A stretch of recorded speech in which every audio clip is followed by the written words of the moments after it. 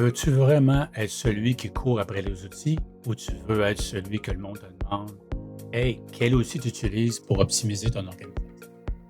Aujourd'hui, je te montre comment commencer avec l'IA, par où commencer, mais surtout comment construire ce que la plupart des PME, 90% des PME, oublient, d'avoir un plan d'optimisation numérique. Les enfants, quand ils m'approchent avec quelque chose qui me demandent souvent, c'est, Papa, j'ai un plan, je vais te le présenter à savoir si ça va fonctionner. Pour être sûr que je l'accepte, ça prend un plan. Par expérience, j'ai fait des dizaines de plans d'optimisation numérique. Maintenant, on ajoute l'IA dans le bain, c'est encore plus facile de le faire, c'est encore plus performant au niveau IA et c'est très prêt pour le futur, ça avance très rapidement. Il faut rester à jour. Donc, à chaque fois, c'est la même révélation. C'est que ce n'est pas la technologie qui débloque tout, c'est la clarté. Un coup, tu sais où tu t'en vas. Un coup, tu sais quels sont tes objectifs d'organisation. Après ça, l'optimisation coule de soi-même. Donc, commence pas à penser de technologie parce que quelqu'un te dit mon outil est incroyable, mon cousin m'a dit que c'était extraordinaire, je vais l'utiliser. Et tu penses que ça va régler ton problème? Pas du tout. Tu risques de te mettre plus dans le trouble, dépenser de l'argent, perdre du temps, et surtout perdre la confiance de tes employés envers ton leadership et envers tes choix. Donc, fais attention. En passant, si tu n'es pas abonné à mon infolette, je te le suggère, bien évidemment. On parle de idées, outils hyper appréciés, actions très rapides à faire que tu peux tester toi-même, savoir si c'est utile en tout temps et des inspirations proches de toi. Et puis, s'il vous plaît, reste à la fin. À la fin, tu auras une structure exacte d'un plan d'optimisation numérique, simple, mais efficace, sans aller dans tous les détails, sans jargon et très rapide. Commence pas par la techno. Je sais, ça sonne bizarre venant d'un gars qui parle d'intelligence artificielle, qui est un ingénieur électronique de formation, mais c'est la vérité. Si tu commences avec la techno, tu te mets dans le trouble. Les entreprises, ils se lancent la tête première dans l'intelligence artificielle, dans les outils CRM, ERP, sans structure. Ils perdent leur temps, ils perdent leur argent, ils perdent leur motivation. Les grandes compagnies de Gartner, les Fast Company, les Forrester, ils disent beaucoup de transformation numérique plante parce que les dirigeants ne veulent pas suivre de plan, ils veulent implanter et pas nécessairement optimiser.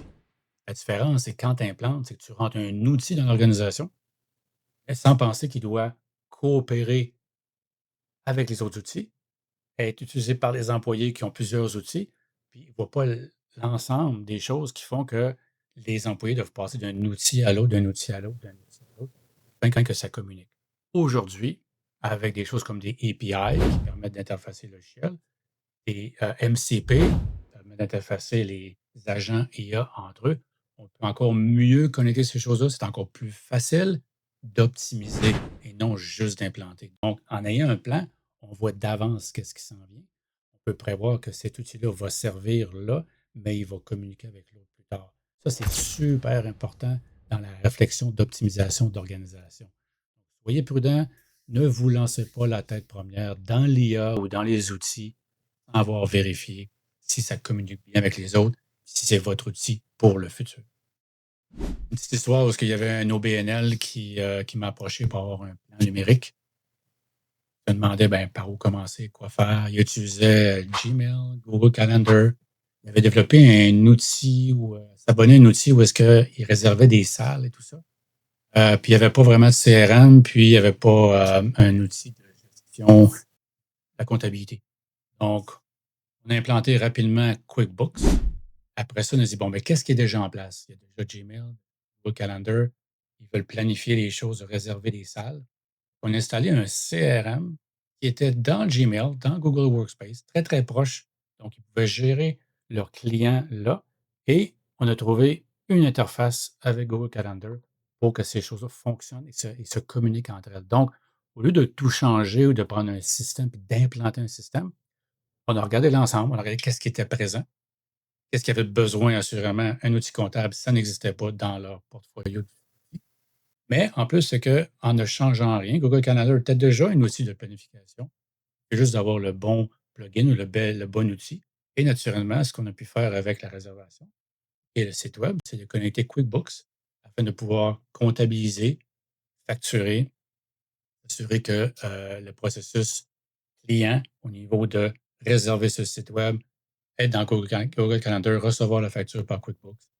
Tout ça a été planifié parce qu'on a fait un plan numérique au départ et non juste dire j'ai besoin d'un outil de réservation de salle. Dans leur cas, c'est rendu hyper intégré, facile à gérer et naturellement peuvent générer des rapports clairs de ce qui se passe par semaine et être au courant de quelle salle est réservée et si les revenus sont rentrés. Assez bien optimisé. Voici les trois grandes étapes d'un plan d'optimisation numérique simplifié, bien évidemment. La première des choses, c'est de cartographier un de tes processus.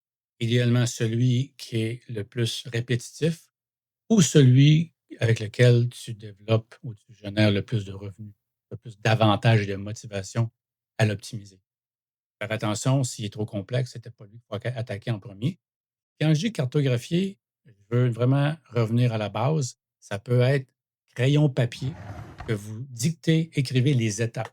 Quelqu'un visite mon site web. Après ça, il remplit le formulaire. Le formulaire se retrouve courriel à la personne et ainsi de suite. On documente tout le processus juste à faire ça.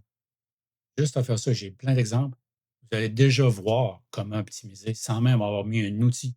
Vous allez voir des situations où est-ce que, OK, ça passe par là, ça passe par là. Ça reste là 2, 3 jours avant d'être répondu, mon client. Vous allez voir des choses incroyables juste avec ça. Après ça, la deuxième étape, c'est d'aligner les choses avec ce que vous faites déjà, avec les outils que vous avez déjà, comme l'exemple du plan numérique pour l'OBNL. C'est comment est-ce qu'on prend ce processus-là, on le simplifie, puis on l'intègre avec les outils qu'on a déjà. Si on ne les a pas, on ne cherche pas un outil qui fait tout.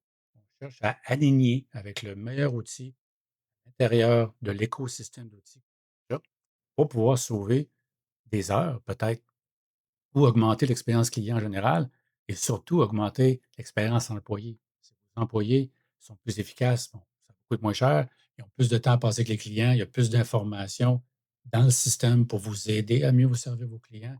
Les employés sont moins frustrés, sont meilleurs que les clients et j'arrête là. Il y a beaucoup d'avantages à faire ça. Troisième étape, c'est vraiment au niveau de l'orchestration des choses. Je parle d'ajouter puis d'aligner l'outil, mais tu veux que ces outils-là se parlent ensemble. Un exemple, tu as ton site web. On dit tantôt, bon, le site web envoie un courriel à quelqu'un. C'est peut-être ton processus actuel. C'est souvent un processus, mais il y a moyen de prendre ce formulaire-là ou le résultat du formulaire et l'envoyer directement dans un autre outil qui communique un avec l'autre. Et on ne parle pas encore d'IA, on parle juste d'avoir un bon processus efficace, que l'information s'en va au bon endroit. Et de là, l'IA peut faire de l'interprétation, peut t'aider à faire des choses, mais surtout classer l'information qui a été amassée dans le formulaire. Et cette information-là, au fil du temps, ça devient une mine d'or, ça devient une mine d'informations pour l'intelligence d'affaires.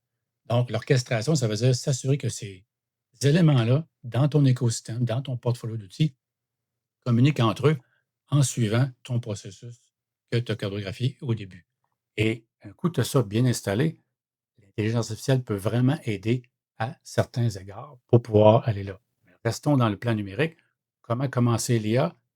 On parle de faire un plan numérique simple, un plan d'optimisation numérique. Donc, on répète les trois étapes: cartographie, alignement et orchestration.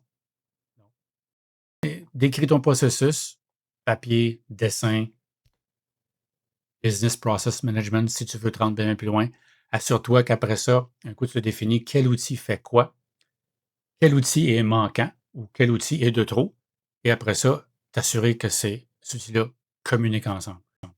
Ça, c'est ton plan numérique. C'est vraiment des étapes d'implantation, mais restons à la création du plan numérique. Ta meilleure façon de démarrer ton plan d'optimisation, ton implantation d'IA, soit à court terme, moyen ou long terme, mais surtout bien comprendre ton processus. L'IA ne fait pas de la magie. L'IA va accentuer les mauvaises choses et accentuer les belles choses. Donc, si tu comprends bien ta cartographie, ça veut dire que tu es conscient, donc tu vas faire une belle chose en l'optimisant. L'IA va accentuer cette belle chose, cette belle cartographie, ce beau processus optimisé-là, et va ajouter beaucoup d'informations. En résumé, avant de penser IA, pense organisation. Avant de chercher les outils, cherche l'article, cherche à comprendre comment ça fonctionne. Le plan d'optimisation numérique, c'est vraiment ton point de départ. et te permet de coordonner tout, permet de s'assurer qu'il y a une belle orchestration des outils en place avec les nouveaux outils et avec les outils d'intelligence artificielle, sans perdre le flow ou le flux d'informations qui se passe dans ton organisation. Une entreprise bien structurée n'a pas besoin de courir après la techno. Elle a besoin de courir après la clarté, l'implantation, l'exécution et les résultats de la technologie pour t'assurer que tes investissements en ressources humaines, en argent, ton temps, donnent quelque chose de concret pour ton organisation et pour toi.